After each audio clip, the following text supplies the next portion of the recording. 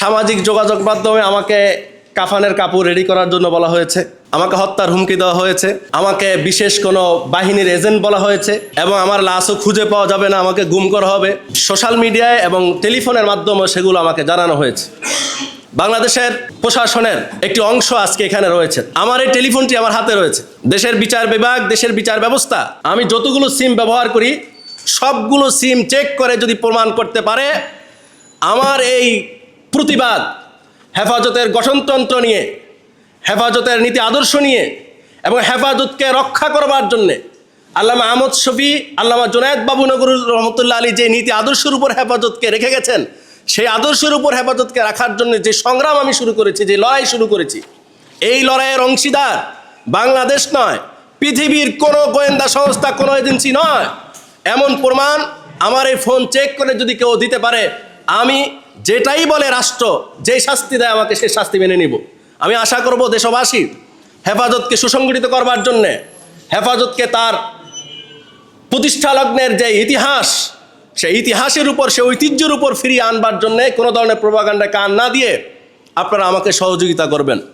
আর যারা আমাকে হত্যার হুমকি দিচ্ছেন প্রেস রিলিজ না করার জন্য, প্রেস কনফারেন্স না করার জন্য, আমি তাদেরকে বলবো হুমকি দমকি দিয়ে কোনো প্রতিবাদী কণ্ঠকে আজ পর্যন্ত পৃথিবীর ইতিহাসে কেউ দমন করতে পারে না। কোনো প্রতিবাদী কণ্ঠকে দমিয়ে রাখার জন্য হুমকি দামকি এগুলো প্রযোজ্য নয়। আমার একটি দাবি, হযরত পীর সাহেব মধুপুর দেশে আসবেন, তিনি দেশে আসলে আমি আমার দাবিগুলো তার সামনে উপস্থাপন করব। আমি আশা করি ইনশাআল্লাহ তিনি সেগুলো অত্যন্ত গুরুত্ব সহকারে তদন্ত করে যথাযথ ব্যবস্থা নেবেন।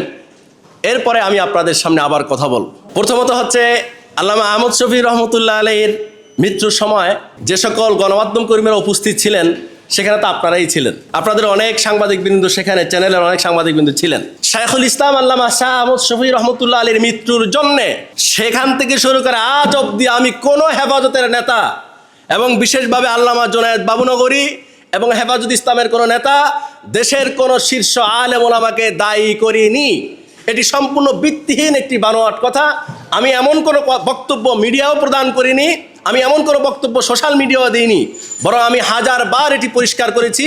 আল্লামা আহমদ শফী রহমতুল্লাহ আলীর মৃত্যুর জন্য আমার শ্রদ্ধেয় পিতৃ সমতুল্য উস্তাদ আল্লামা জুনায়েদ বাবু নগরী রহমতুল্লাহ আলী দায়ী নয়। এর জন্য দেশের কোনো শীর্ষ ওলামায়ে কেরাম, হেফাজত নেতৃবৃন্দ, হাটাজারি মাদ্রাসাও দায়ী নয়। তৃতীয় একটি পক্ষ এই হামলা এবং হুজুরের রুম ভাঙচুর করেছে। কারা করেছে সেটা দেখার দায়িত্ব, বের করার দায়িত্ব আমার নয়, সেটা বের করার দায়িত্ব বিচার বিভাগের। আমি রাকিবুল ইসলাম ফারুকী, সাবেক হেফাজত ইসলামের আমিরের ব্যক্তিগত সহকারী।